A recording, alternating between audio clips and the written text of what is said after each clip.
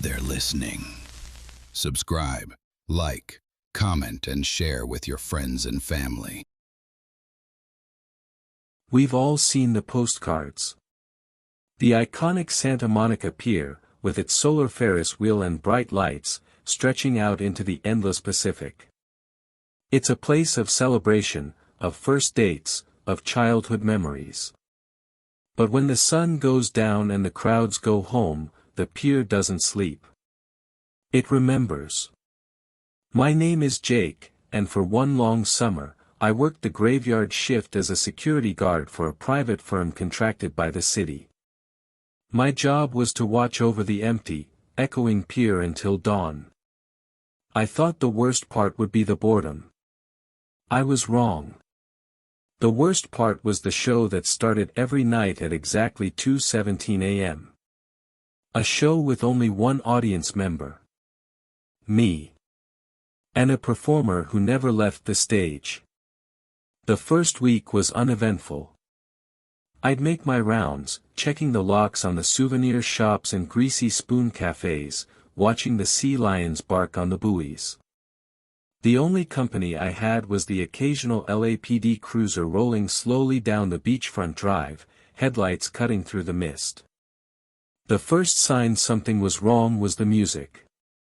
It was my third night. At exactly 2:17 a.m., the antique carousel, which was powered down and covered for the night, began to play. Not its usual cheerful organ tune, but a slow, distorted, minor-key version of "Pop Goes the Weasel." The notes were stretched and warped, like a record melting in the sun. It played for exactly 17 seconds, then stopped. I called it in. "Central, this is Unit 3 on the pier. The carousel just activated on its own. Playing a distorted tune. Probably an electrical short." The dispatcher's voice was calm. "Copy, Unit 3. We'll log it for maintenance. It's an old system. Probably just a glitch." But it happened again the next night. 2:17 a.m. The same warped, 17-second melody. This time, I was standing right next to it. The horses were still. The lights were off. But the music came from within the machine itself. The next night, I was waiting for it. I stood by the carousel at 2:15, my flashlight in hand. 2:17 arrived.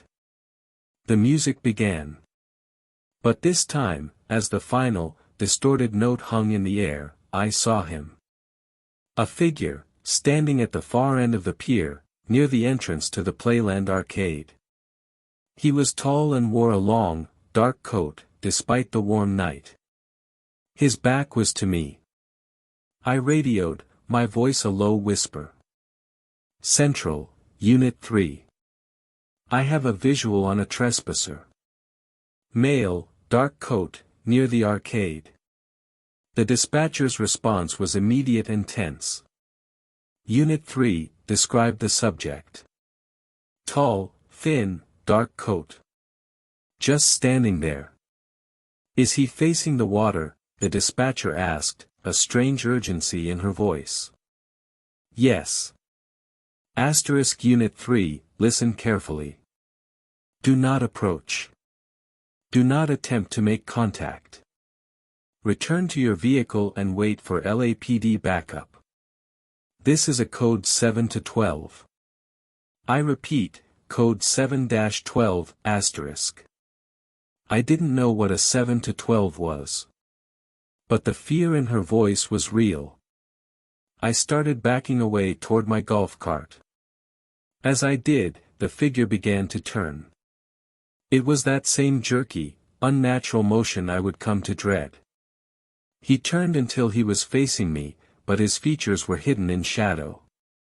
And then, he raised one arm, and pointed directly at me. A jolt of ice shot down my spine. I fumbled into the golf cart, slammed it into reverse, and sped back toward the mainland. When two LAPD cruisers arrived, lights flashing, the pier was empty. The officers were grim.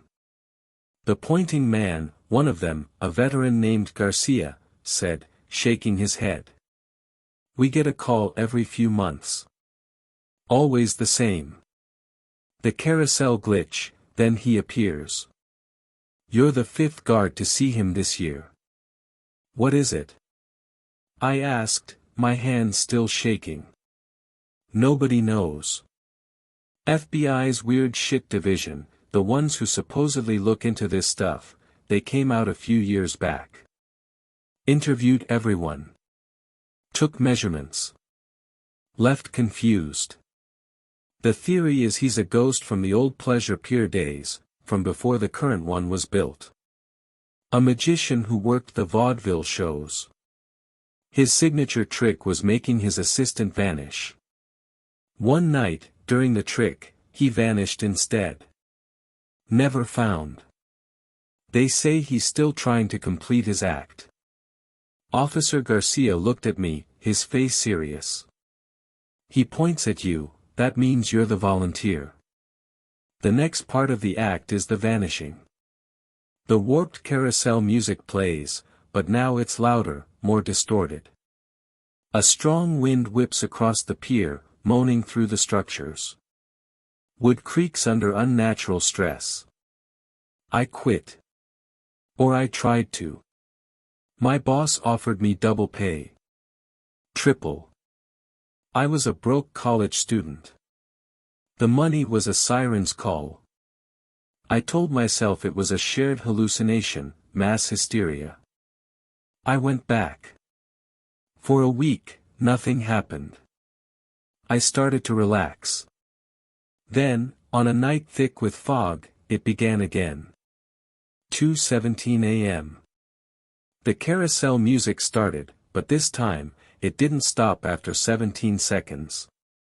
It kept playing, looping that same horrific melody, growing faster and more distorted with each repetition. And he was there. Closer this time. Standing in the middle of the pier, halfway between the carousel and the arcade. The pointing man. His arm was already raised, his finger aimed directly at my heart. I ran for my cart, but the engine just clicked dead. My radio erupted in a screech of static. The pier lights flickered violently, and with each burst of darkness, he was closer. He wasn't walking. He was teleporting through the strobe light effect of the failing lamps. I abandoned the cart and ran on foot toward the mainland. The warped music was deafening, pounding inside my skull. I risked a glance back. He was gliding after me, his feet not touching the ground, his pointing arm never wavering. The fog swirled around him, clinging to his dark form. I stumbled, crashing onto the wet planks. I scrambled backwards on my hands and feet as he closed the final distance. He loomed over me, a tall, dark silhouette against the flickering neon of the Ferris wheel. For the first time, I saw his face. It wasn't a face. It was a smooth, featureless mannequin's mask, cracked down the middle. But behind the cracks, there was only a deeper darkness. The music reached a screaming, screeching crescendo. He leaned down, his pointing finger coming closer to my forehead. I could feel an impossible cold radiating from him. This was it. The vanishing. Suddenly, blinding white light flooded the pier. A black SUV with no license plates slammed to a halt at the pier entrance. Two men in black tactical gear jumped out, but they didn't look like cops. They looked like soldiers. One raised a device that looked like a large antenna. It emitted a piercing, high-frequency tone that cut through the carousel music. The pointing man recoiled as if struck. He straightened up, his head twisting toward the new arrivals. His form began to flicker, to destabilize. He didn't vanish. He unraveled, like a thread being pulled from the fabric of reality, sucked into the cracks of his own mask.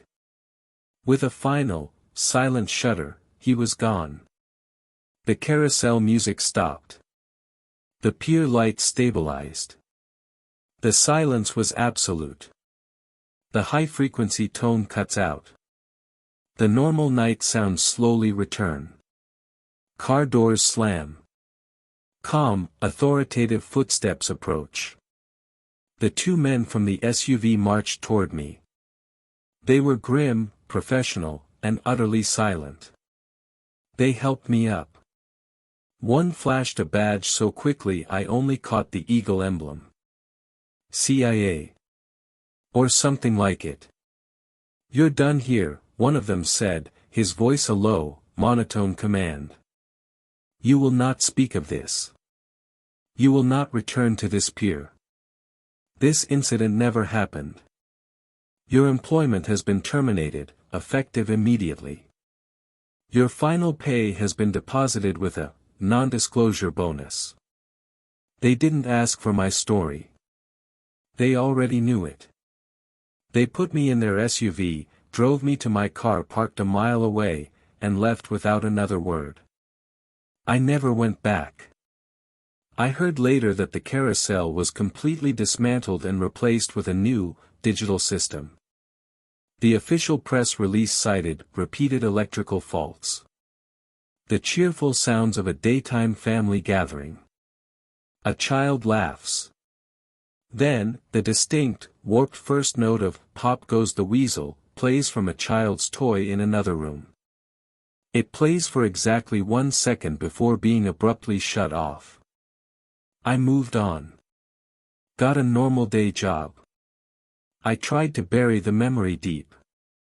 But last weekend, I was at my niece's birthday party. She got a new toy. A Jack-in-the-Box. She cranked the handle, and the tune it played was "Pop Goes the Weasel." It was perfectly normal. But for a single, heart-stopping second, my ears heard something else.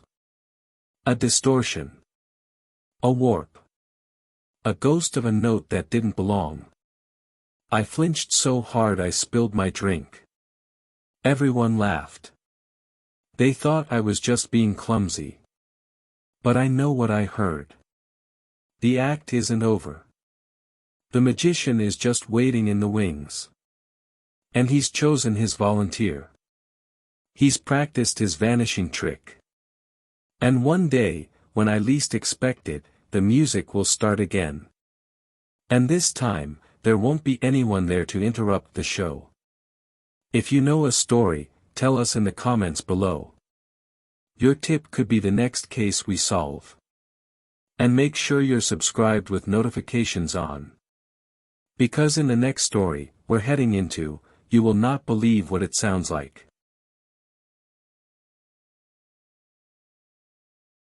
We go to boardwalks to escape. To lose ourselves in the noise, the lights, the sheer joy of it all.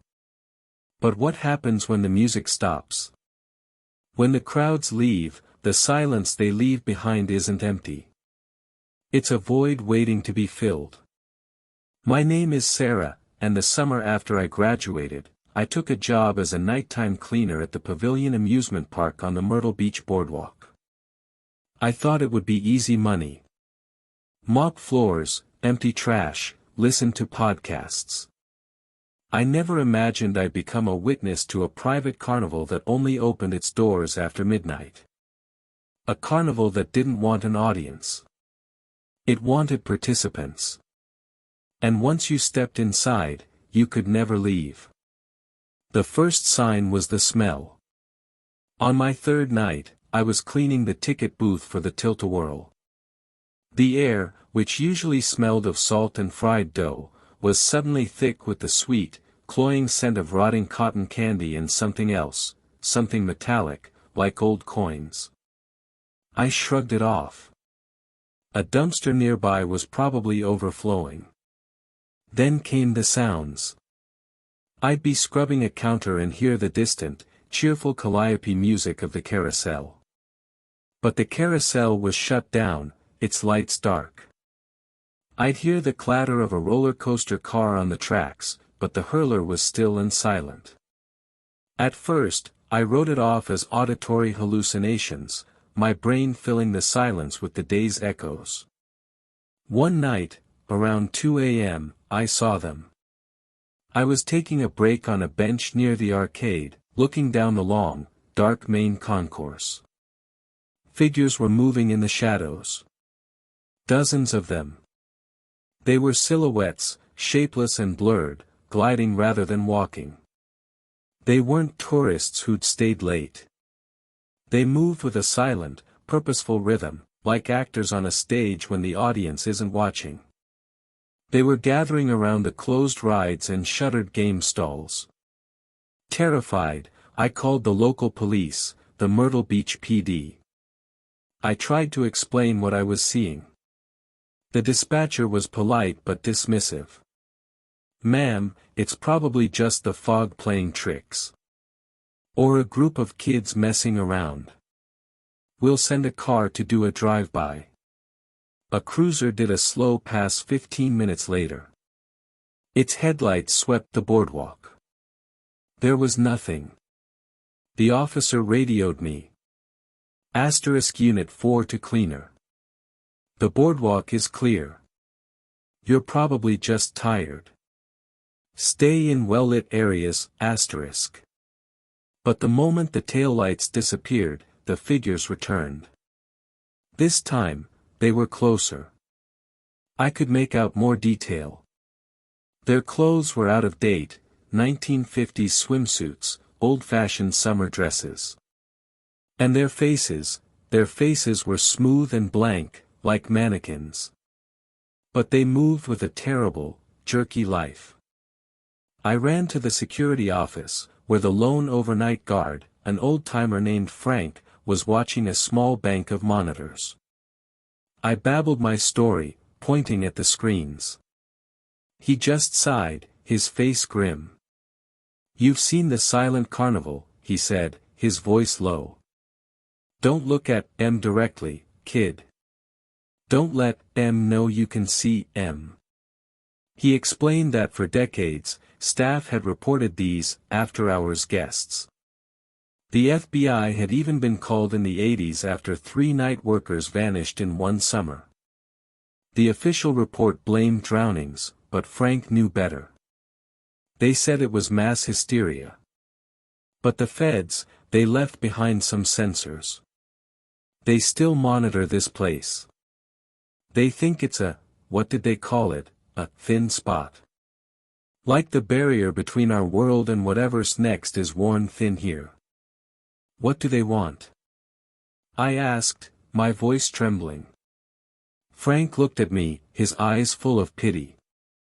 "They're not here to have fun, Sarah. They're here to recruit. They need fresh faces for their eternal show." The next night, I was determined to just keep my head down and work. But at 2:17 a.m., the entire boardwalk lit up. Not with electric light, but with a sickly, phosphorescent glow. The silent carnival was in full swing. The rides were moving, the Ferris wheel turned silently, the tilt-a-whirl spun in a dizzying blur, but there were no screams of joy, only the groan of ancient machinery. And the figures were no longer silhouettes. They were solid. I could see the stitching on the men's knickerbockers, the patterns on the women's faded dresses. Their mannequin faces were turned toward me. They began to drift in my direction, their arms rising in unison, not in a threat, but in an invitation. A silent plea to join them. My radio was dead. My phone had no signal.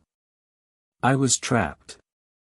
I backed away, toward the exit, but a group of them had already closed off the path. They herded me, gently but insistently, toward the carousel. The platform was filled with them, standing perfectly still where the horses should be. There was one empty spot. The carousel began to play its music. It was the same tune from the day, but now it was slow, mournful, and deeply wrong. The figures on the platform started to sway. The empty spot was waiting for me. I turned to run, but a cold, porcelain-like hand closed around my wrist. The touch was like ice. I looked into the blank face of a young girl in a 1920s bathing suit. She didn't speak, but a thought was forced into my mind: stay. The show never ends. Suddenly, the night was split by the roar of engines. Two black Chevy Tahoes with government plates smashed through the entrance gate, skidding to a halt on the boardwalk. Men in dark, unmarked tactical gear poured out. They didn't yell. They moved with a chilling efficiency. They raised devices that looked like combination spotlights and speakers. A blinding, pure white light erupted from them, accompanied by a sound I can only describe as a null frequency, a tone that seemed to cancel out all other sound. The phosphorescent glow of the carnival flickered and died. The figures of the guests wavered, their solid forms becoming translucent, then transparent. Their blank faces turned toward the agents, and for the first time, I saw an expression, not fear, but a profound, timeless anger. Then, they were gone. The boardwalk was dark and silent again. The rides were still. The only sound was the normal crash of the waves. One of the agents, a woman with a severe haircut and a cold demeanor, walked up to me. She didn't ask if I was okay. She flashed a badge from an agency I'd never heard of, the DARPA Anomalous Phenomena Unit. "You have been exposed to a class for recurring phantasm," she stated, her voice devoid of emotion. "You will be debriefed. You will sign a non-disclosure agreement under the Espionage Act. This incident is a matter of national security. The phenomenon is contained, not eliminated. Do not return to this location. Do not speak of this to anyone." They drove me to a nondescript office building, had me sign a stack of documents, and dropped me off at my apartment at dawn. I quit my job that morning. I left Myrtle Beach a week later. I moved to a landlocked state. I got a job in an office. I thought I was safe. But last week, I was grocery shopping. The store was playing bland, instrumental versions of pop songs. Then, for just a few seconds, the music changed. It was that same, slow, mournful carousel tune from the Silent Carnival. It was just a coincidence, of course. A glitch in the store's playlist. But in that moment, I smelled it again. That faint, sweet scent of rotting cotton candy. They're not gone. They're just waiting. The barrier is thin everywhere for me now. And I know, sooner or later, the music will start again, and next time, the agents won't be there to shut it off. The show must go on, and they still need a performer for the empty spot on the carousel.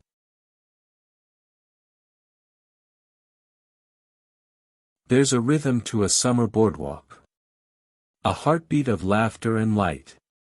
But when autumn comes and the tourists flee, that heartbeat doesn't stop.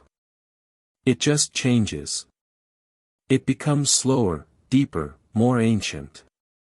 My name is David. I took a job as a winter caretaker for a row of boardwalk hotels in Ocean City. My task was simple: make sure pipes didn't freeze and keep vandals out.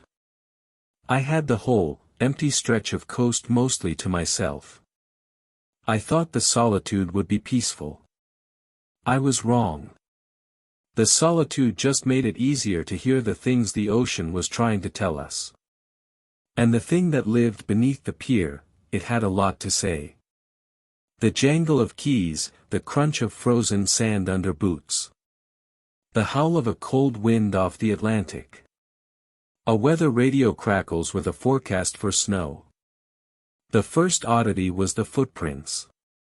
Every morning, I'd arrive just after dawn to do my rounds.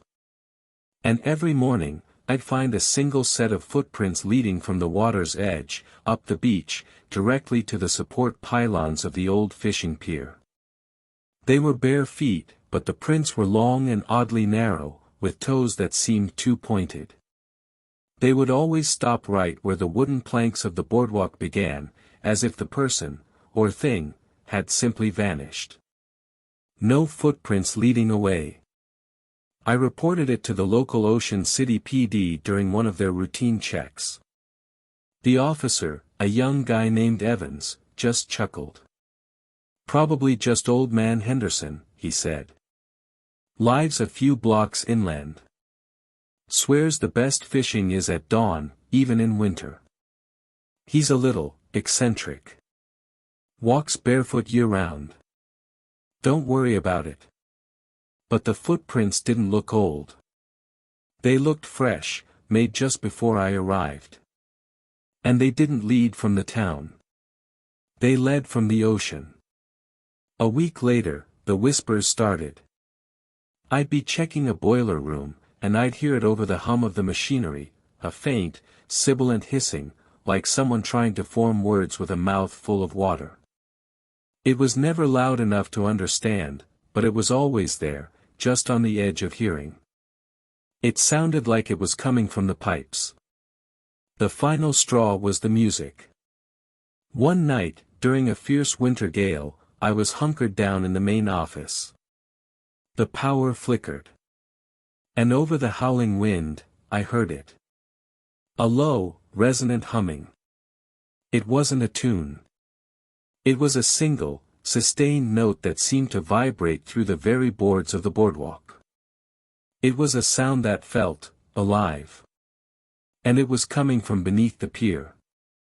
I called the police again, this time frantic. I told the dispatcher about the footprints, the whispers, the humming.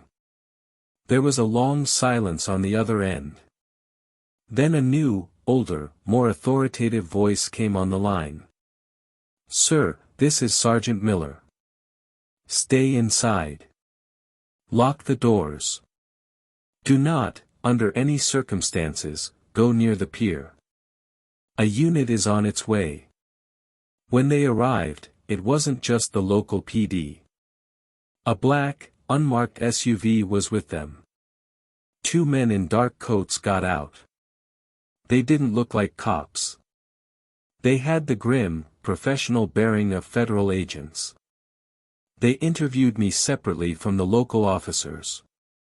They showed me a badge so quickly I only saw the letters DHS. "You've been experiencing auditory and visual phenomena associated with the pier," one of them stated. It wasn't a question. "The footprints, the vocalizations. Describe the hum." I did my best. The agent nodded, making a note on a tablet. "The entity you're encountering is what we classify as a coastal echo. It's been documented here since the 1920s. The FBI's first paranormal field office investigated it in 1953. We believe it's a non-corporeal intelligence that uses sonic frequencies to interact with its environment. And, unfortunately, to lure prey." "Prey?" I asked, my blood running cold. "It's drawn to loneliness," the other agent said, his eyes scanning the dark pier. "Winter caretakers, night watchmen. It mimics sounds to attract them. We think it's responsible for at least a dozen disappearances over the last century. The official reports list them as drownings. They told me to pack a bag. They were relocating me to a motel inland for my safety. As I gathered my things from the office, the storm reached its peak. The lights went out for good. And in the absolute blackness, the humming stopped. The whispering didn't. It was clear now, coming from right outside the door. A wet, gurgling voice, forming a single word, over and over. "Alone, you are, so alone." I peered through the blinds. Standing on the boardwalk, illuminated by a flash of lightning, was a figure. It was tall and gaunt, its skin a pale, fish-belly white. It was naked, and its body was slick with seawater. Its limbs were too long, its fingers webbed. But its face was a nightmare. It had no eyes, just smooth skin where they should be. And its mouth was wide, lipless, and lined with rows of needle-like teeth. It was the source of the whispers. It tilted its head, sensing me. It began to walk toward the office, its movements a grotesque, jerky shuffle. It wasn't the footprints I'd seen. This was the thing that made them. I fumbled for my phone, but it was dead. The agents. I could see their SUV still parked down the street, its interior light on. They were inside, watching, but not moving. They weren't here to save me. They were here to observe. The thing was at the door now. I could smell it, a stench of salt, rot, and deep, deep ocean. It raised one long, bony hand and scratched its nails down the wooden door. The sound was like knives on glass. Then, it began to hum. The same note, but this time, it was inside my head. It was a frequency that bypassed my ears and vibrated directly in my skull. I felt an overwhelming urge to open the door. To go with it. The loneliness of the long winter, the isolation, it all focused into a piercing need to not be alone anymore, even if the company was this thing. My hand moved toward the doorknob against my will. The humming was a siren's song, promising an end to the silence. Just as my fingers touched the cold metal, the SUV's engine roared to life. The agent in the passenger seat rolled down his window and raised a device. It emitted a piercing, ultra-high-frequency shriek that cut through the humming like a scalpel. The creature on the porch recoiled, clutching its headless face. It let out a gurgling shriek of pure rage and scrambled away, moving with shocking speed back toward the pier. It leaped over the railing and disappeared into the churning black water without a splash. The agents came to the door. They were as calm as if they'd just shooed away a stray dog. The entity has retreated, the lead agent said. It won't return this season. It's been discouraged. He handed me an envelope fat with cash. This is for your silence. You will sign these documents. You will never speak of this. The DHS considers this matter a contained biological hazard. Your cooperation is noted. They drove me to a motel and that was the last I saw of them. I never went back to collect my final paycheck. I live in a city now, hundreds of miles from the ocean. I have a normal life. But when the city is quiet, when I'm lying in bed alone, I sometimes hear things. The groan of the building settling. The drip of a faucet. The wind whistling down the alley. And sometimes, in those sounds, I hear an echo of that hum. It's not the ocean calling me back. It's worse than that. It found a frequency that resonates with me. The loneliness it sensed is still there, a quiet void inside me. And I know, with a certainty that chills my soul, that it's not confined to Ocean City. It's a predator that swims in the deeper currents of silence. And it's just waiting for the rest of the world to get quiet enough so it can come ashore again. It knows I'm listening. And it knows I'm still alone.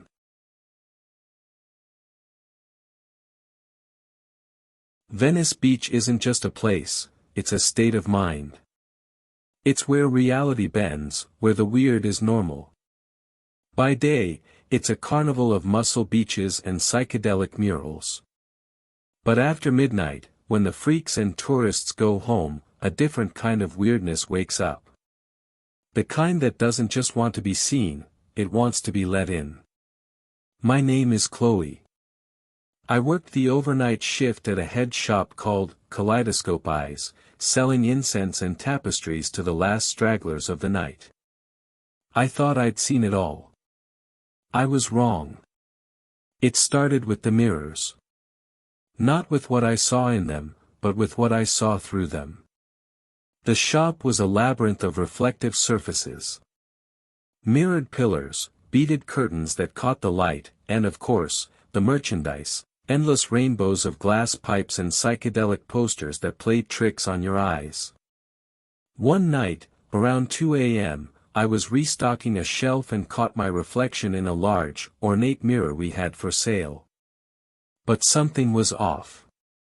In the reflection, I was still standing there, but the shop behind me was different. The posters were faded, the colors were washed out, and a thick layer of dust coated everything.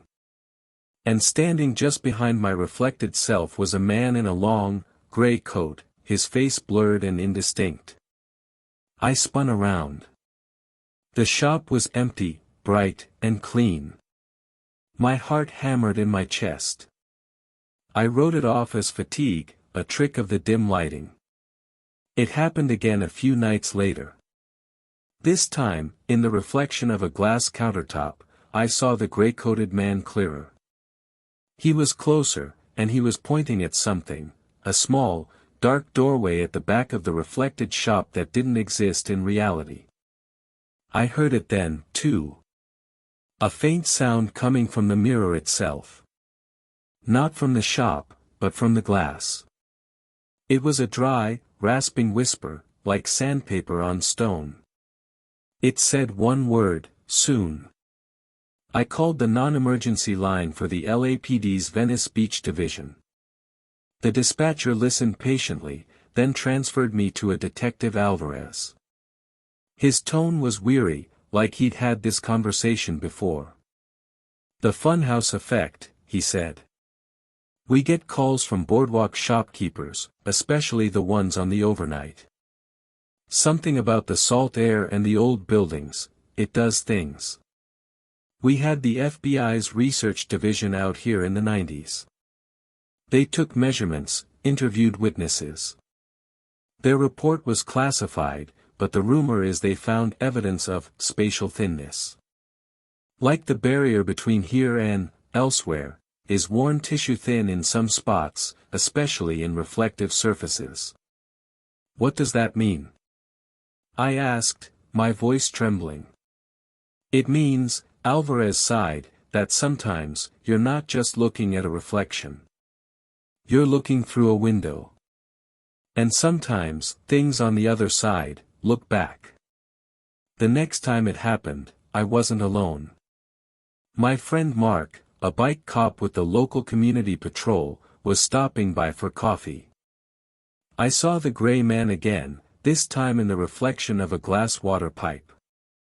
He was right behind my reflection, his blurred face only inches from my neck. I gasped and dropped the pipe, shattering it on the floor. "Whoa, you okay?" Mark asked, rushing over. I pointed a shaking finger at the shards of glass. "Him. The man in the coat." Mark looked down at the broken glass, and his face went pale. He wasn't looking at the glass on the floor. He was looking at his own reflection in a mirrored pillar. And his reflection wasn't moving when he was. It was standing still, staring back at him with a smile that was not his own. "We need to go now," Mark said, his voice tight with fear.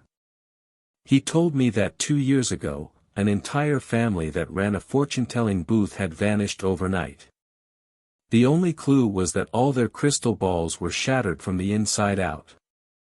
We tried to leave, but the front door was locked. Not just locked, stuck fast, as if it had been welded shut. The lights in the shop began to flicker, and with each burst of darkness, the reflections in the glass changed. We saw the gray, dusty version of the shop, and it was filled with figures, dozens of the gray-coated people, all with the same blurred faces, all moving toward the reflections of us. The whispering was a cacophony now, a dry, rustling chant, "The door. Open the door. Let us through." The small, dark doorway I'd seen in the reflection began to materialize on the back wall of our shop. It wasn't a physical door. It was a patch of swirling, static darkness, and from it seeped the smell of ozone and decay. A long, pale hand, gray and waxy, reached out from the darkness and gripped the doorframe. Mark drew his service weapon, his hands shaking. "LAPD.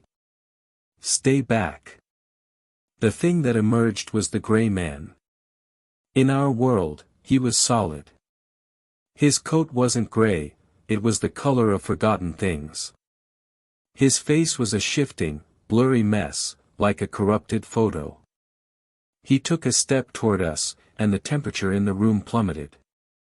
"You don't need that," the gray man said, his voice the sound of breaking glass. He pointed at Mark's gun, and the metal instantly rusted, flaking away to dust in Mark's hand. We were trapped. The thing from the reflection was in our world, and his friends were pushing through the static doorway behind him. They didn't look angry. They looked hungry. Suddenly, the front window of the shop exploded inward.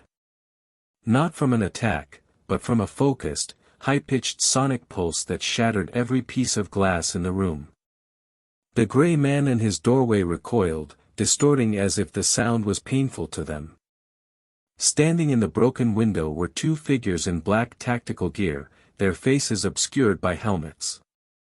Emblazoned on their vests was a logo I'd never seen, a stylized eye inside a triangle. The lead figure raised a device that looked like a camera flash. It erupted with a burst of pure, white light that didn't illuminate so much as it solidified reality. The static doorway snapped shut with a sound like a thunderclap. The gray man let out a silent scream and unraveled into motes of dust. The two figures didn't say a word to us. They scanned the room with strange instruments, nodded to each other, and left as quickly as they came. The LAPD arrived minutes later, followed by a man in a suit who identified himself as a federal agent with the Department of Homeland Security. He debriefed us in a way that felt more like an interrogation. He made us sign documents that threatened imprisonment under the Espionage Act if we ever spoke of what we saw. "The entity is neutralized," the agent said flatly. "The thin spot has been cauterized. Do not return to this location." The shop was condemned the next day, citing structural instability. I moved away from Venice. I got a job in an office with no windows, no art, nothing reflective. I thought I was safe. But you can't escape reflections. They're in your phone screen, your monitor, the back of a spoon. Last night, I was scrolling through my phone before bed. The screen went black. And in the dark glass, I saw my reflection. But behind it, the room wasn't my bedroom. It was a gray, dusty room. And standing behind my reflection was a blurred figure in a long coat. It only lasted for a second. But it was long enough. They didn't cauterize the thin spot. They just moved it. They moved it to me. And the things on the other side are still hungry. They're just waiting for the glass to clear.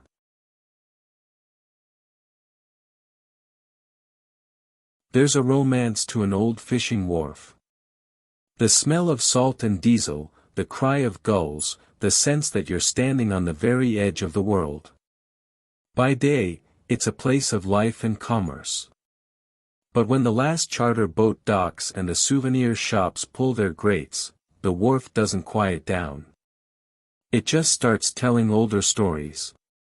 My name is Leo. I crewed on a deep-sea fishing boat out of Santa Cruz. Our shift started before dawn, which meant I spent a lot of lonely hours waiting on the dark wharf for my captain to arrive. I thought the cold and the damp were the worst of it. I was wrong. The worst part was the radio. And the voice that started using it to call my name. It began in late October, when the fog started to cling to the coast like a shroud. I was on the boat, the Sea Serpent, doing pre-dawn checks. The marine radio, always tuned to channel 16 for emergencies, crackled to life. But instead of a Coast Guard bulletin or a Mayday call, a voice came through, choked with static and what sounded like water. "Leo," it gargled. I froze. It was a man's voice, ancient and strained. I grabbed the mic. "This is the Sea Serpent." "Who's calling?" Only static replied. I wrote it off as a crossed signal, a bit of audio pareidolia, my mind hearing patterns in the noise. But it happened again the next morning. And the next. Always between 3 and 4 a.m. Always the same waterlogged voice, calling my name. It started adding fragments of sentences. "Leo, the water is cold, don't trust the lights." I reported it to the harbor master, a grizzled old salt named Captain Miles. He didn't laugh. His face went serious. "You're not the first," he grumbled, lighting a pipe. "Happens every few years. Usually to a new guy working the early shift. The old-timers call it the drowning man's call." He told me a story about a fishing boat called the Maria Elena that went down in a storm in 1978. The entire crew was lost, including the captain's young son. "They say the boy's spirit gets confused," Miles said. "Sees a young guy on the wharf, thinks it's his dad. Tries to call him home." It was a sad story, but it felt like just that, a story. Then, the calls changed. The voice became clearer, more desperate. "Leo, it's not a boy. It's a net. It's holding us down. Help us."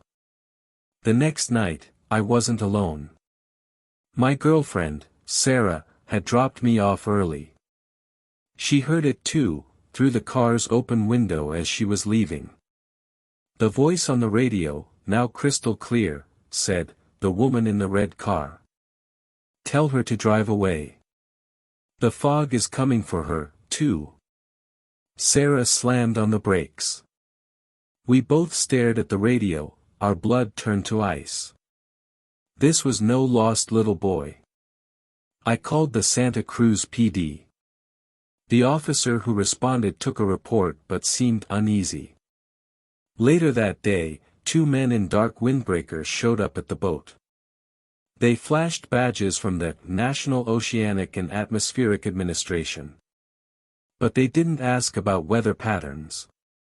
They asked about the voice.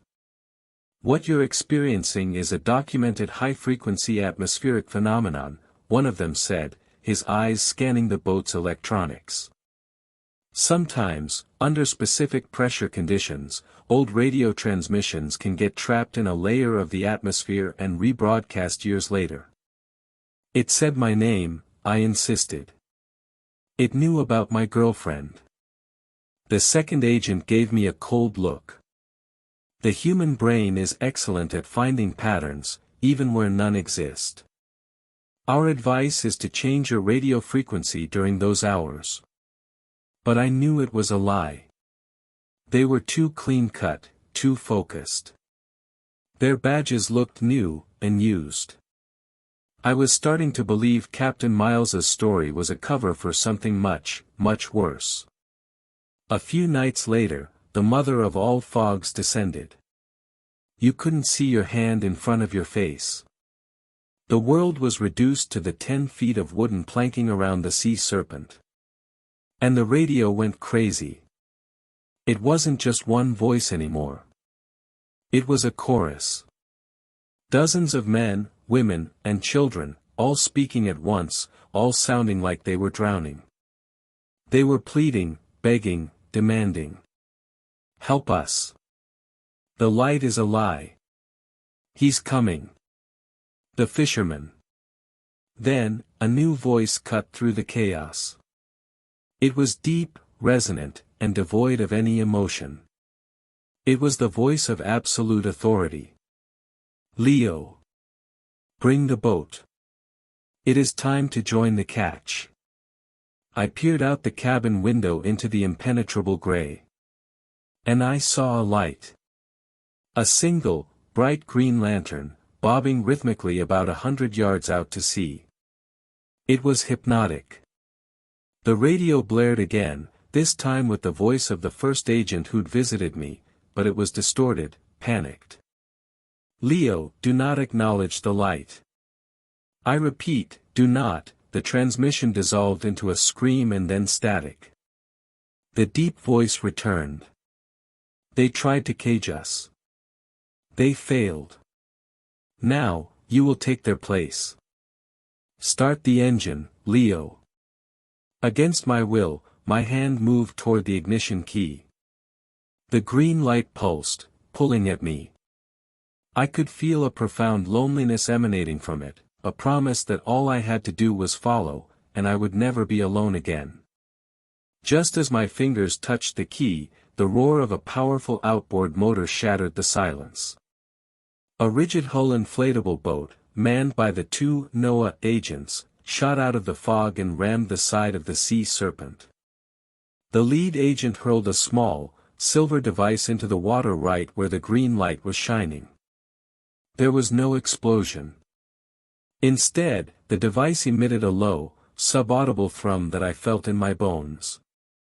The green light flickered and died. The chorus of voices on the radio rose to a unified, agonized shriek and then cut off into absolute silence. The fog began to lift as quickly as it had arrived. The agents boarded my boat. They weren't NOAA. They were from an organization I'd never heard of, the Advanced Threat Assessment Group. They explained, in chillingly clinical terms, that what I had encountered was a non-terrestrial predatory entity that lured prey using customized psychic broadcasts. They called it an anglerfish, mimicking a lure to draw in its victims. The voices were the remnants of its previous catches, used as bait. "The entity has been discouraged," the lead agent said. "You will be debriefed and sign a non-disclosure agreement. This incident is a matter of global security." They confiscated my radio and my logbook. I was paid a significant, untraceable sum of money to never speak of it again and to find a new line of work, far from the ocean. I work in a warehouse now, in Arizona. The driest place I could find. I thought I was safe. But you can't escape the water. It's in the pipes, in the clouds, in the very air you breathe. Last night, I was fixing a leaky kitchen faucet. As I tightened the last bolt, the dripping stopped. For a moment, there was silence. Then, a new sound started. A slow, rhythmic ping, ping, ping, coming from the pipes. It was the exact same rhythm as that green, bobbing light. It found a new frequency. It's not using the radio anymore. It's using the water. And it's still calling. It's just a matter of time before it learns to say my name again. We think of boardwalks as places of noise and light, a temporary escape from the quiet of our own lives. But what about when the music stops? When the last light is turned off? My name is Arthur. After I lost my wife, the silence in my own home became unbearable. So, I took a job as the winter caretaker for the Coney Island amusement park. My task was simple: walk the empty grounds every night, check for frozen pipes, and make sure the ghosts of summer didn't cause any trouble. I thought I was seeking solitude. I had no idea I was about to meet the one ghost who didn't want to be left alone, and who would end up saving me. The first few weeks were exactly what I needed. The monotony was a balm. I'd make my rounds, the beam of my flashlight cutting through the eerie stillness of the dormant rides. The parachute drop was a skeletal giant against the night sky, the wonder wheel was a frozen circle of empty cars. It was peaceful. The first sign something was different happened near the old B&B carousel. As I passed it one night, I heard a soft, tinkling melody. Not the raucous calliope, but the delicate sound of a music box. It was playing a waltz I hadn't heard in 50 years, the song my wife, Eleanor, and I had danced to at our wedding. My heart seized in my chest. I shone my light into the carousel. It was empty, the painted horses frozen in their eternal gallop. The music stopped. I told myself it was the wind, or my grief playing tricks on me. But it kept happening. I'd see a flicker of movement in the reflection of a closed ticket booth window, a woman in an old-fashioned dress, her back to me. I'd catch the faint scent of Eleanor's perfume, gardenias, in the freezing air. I wasn't scared. I was curious. It felt less like a haunting and more like a presence keeping me company. One bitterly cold night, a pipe burst in the basement of the freak show building. As I waded through ankle-deep, icy water to find the main shut-off valve, my flashlight died. Plunged into pitch blackness, with the water rising, I felt a genuine panic rising in my throat. Then, I saw it. A soft, golden light, like the glow of a lantern, appeared at the far end of the hallway. It hovered for a moment, then began to move, beckoning me. I followed it, my teeth chattering, and it led me directly to the shut-off valve. The moment my hand touched the cold metal, the light vanished. That's when I knew. This wasn't a random ghost. This was a caretaker, just like me. I started doing research at the local historical society. I found a story about a woman named Clara, who had been the park's head electrician in the 1920s, a rare thing for a woman back then. She was a genius with lights, famous for creating breathtaking displays. The article said she had died tragically in the park during an off-season storm, but her spirit was said to still maintain the lights, ensuring they'd always be ready for summer. They called her the Keeper of the Lights. The big test came with the forecast of a historic nor'easter. The city was shutting down. My boss called and told me to evacuate, to leave the park to its fate. But as I packed my bag, I looked out the window at the dark, sleeping park. I thought of Clara, alone all these winters. I couldn't leave her to face the storm by herself. It was the first time I'd chosen to not be alone since Eleanor died. The storm hit with biblical fury. I took shelter in the sturdy brick office, but it felt like the whole boardwalk was going to be torn apart. A window shattered, and wind and rain howled inside. Then, the power failed, plunging me into darkness and the roar of the storm. But a moment later, a light flickered on outside. It was the string of bulbs lining the carousel. They glowed weakly, then brightly, defiantly. Then, the lights of the wonder wheel ignited, a massive, spinning beacon against the storm. One by one, sections of the park lit up, not the full, garish summer blaze, but a protective, determined glow. The keeper was fighting back. Through the rain-streaked window, I saw her. Not a flicker or a reflection, but a solid figure in a long, old-fashioned coat, her hair tied back. She was standing at the control box for the park's main power, her hands moving over switches that hadn't worked in decades. The lights were holding back the darkness, creating a shield of illumination around the heart of the park. A massive wave crashed over the end of the pier, and a huge piece of debris, a section of roof, came flying straight toward the office where I was hiding. I froze, certain it was the end. But the lights of the carousel flared with an impossible intensity, a surge of pure energy that seemed to push against the debris, diverting it just enough to miss the building. The light then dimmed, and I saw Clara's form flicker, as if the effort had cost her greatly. By dawn, the storm had passed. The park was battered, but it had survived. The main structures were intact. As the sun rose, casting a pale light on the wreckage, the park's lights slowly dimmed and went out, their job done. I walked outside into the calm, washed clean air. I felt different. The heavy weight of my grief was still there, but it was no longer a crushing solitude. It was a shared memory. I had faced the storm, and I hadn't been alone. When the park owners arrived, they were amazed. Other sections of the boardwalk were destroyed, but their property, the historic core, was saved. They called it a miracle. I didn't correct them.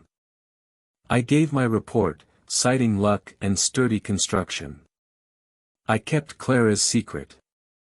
I stayed on as the year-round caretaker. I never saw Clara again as clearly as I did that night. But sometimes, when I'm walking my rounds, a light will flicker on just as I approach a dark corner. Or I'll catch the faint, sweet scent of gardenias on the ocean breeze. The boardwalk is quiet again, but the silence is different now. It's not empty. It's a comfortable silence, the kind you share with an old friend. Summer will come again, with its noise and its crowds. But now I know the truth.